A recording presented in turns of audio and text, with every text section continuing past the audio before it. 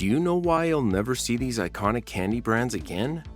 What happened to the childhood symbols of kids who grew up in the 70s? Watch until the end and you'll remember 9 candies you begged your parents to buy.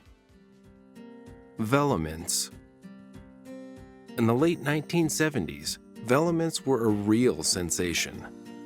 These mint candies promised not only freshness but also low calories. They were advertised as diet-friendly, which attracted many health-conscious individuals.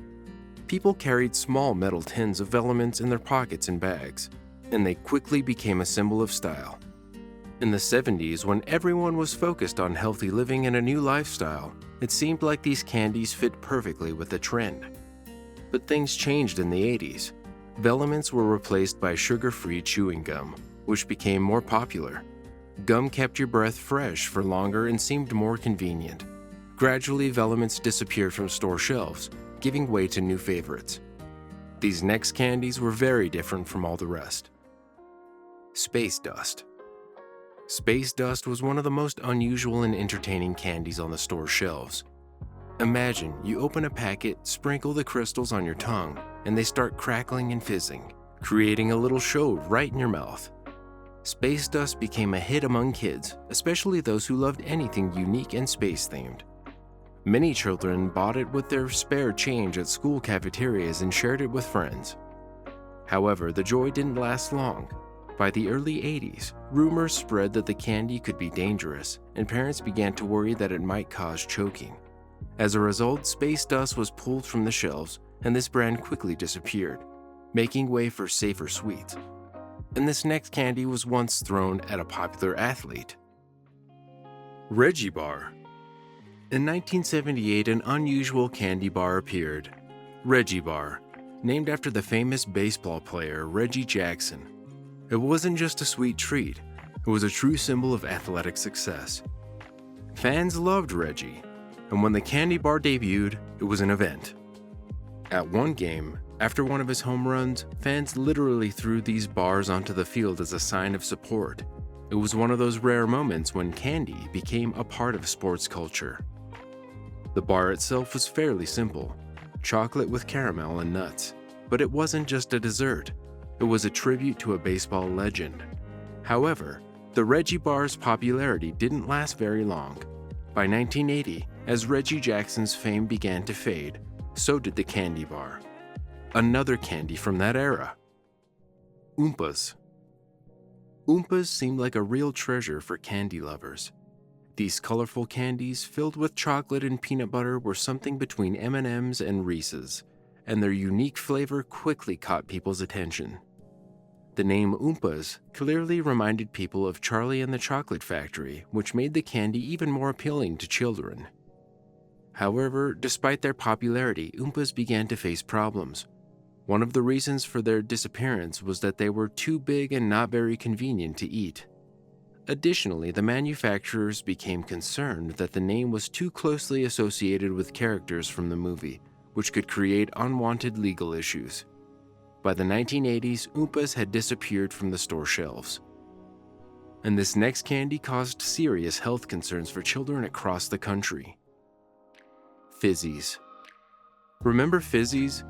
Those fizzy tablets that turned plain water into a sparkling drink? In the 60s and 70s, kids loved dropping them into a glass and watching the water fizz up, transforming into a fun, bubbly soda. It was like magic. Fizzies came in a variety of flavors, and each tablet was a mini celebration for kids. But everything changed in 1969 when cyclamate, the artificial sweetener used in Fizzies, was banned. This was a huge blow to the brand, and attempts to bring the candy back in the 70s were unsuccessful. By that time, consumers had started turning away from artificial ingredients, and Fizzies couldn't regain their former popularity. The next candy was something kids loved carrying to school. Wacky Wafers. In the 70s, Wacky Wafers were among the most beloved candies for kids. These colorful, hard wafers were quite large, and each one could be savored for a long time, with intense fruity flavors. Each packet was like a little adventure, with multicolored candies, each offering a unique taste, whether it was strawberry, orange, or apple. Kids would trade their favorite flavors, and Wacky Wafers became a staple of school lunches and pocket money treats. However, by the late 80s, these candies started to disappear from store shelves. The candy market was becoming increasingly competitive, and the company decided to focus on other products, leaving Wacky Wafers in the past.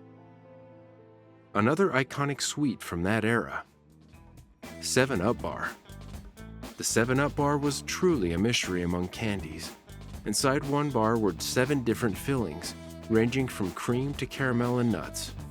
Each section was unique, and when you bought it, you never knew what flavor you'd get next. It was a candy bar full of surprises, which made every bite special and delighted sweet lovers with its variety. However, despite its popularity, production turned out to be too complex and expensive.